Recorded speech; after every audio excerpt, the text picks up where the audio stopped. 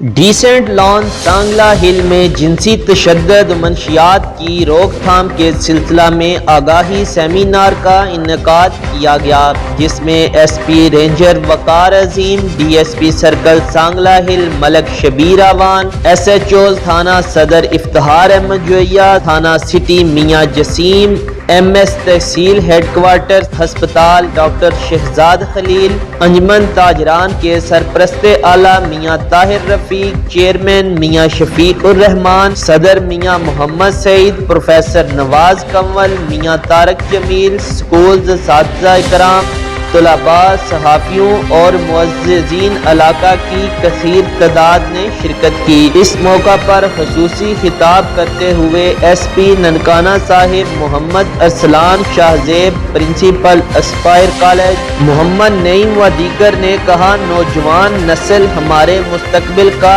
قیمتی اثاثہ ہے، انہیں منشیات کے بڑھتے ہوئے رجحان سے بروقت روکنا ہے۔ معاشرتی برائیاں روکنے کے لیے ہم سب کو اپنا کردار ادا کرنا ہوگا تاکہ نوجوان نسل کو اس لعنت سے بچایا جا سکے۔ انہوں نے کہا کہ نشہ کا آغاز سگریٹ نوشی سے ہوتا ہے۔ بڑے شہروں میں منشیات کے بڑھتے ہوئے رجحان پر والدین سخت پریشانی کا شکار ہیں۔ انہوں نے کہا وہ معاشرتی برائیوں کی طرف راغب ہونے کی بڑی وجہ بے روزگاری ہے۔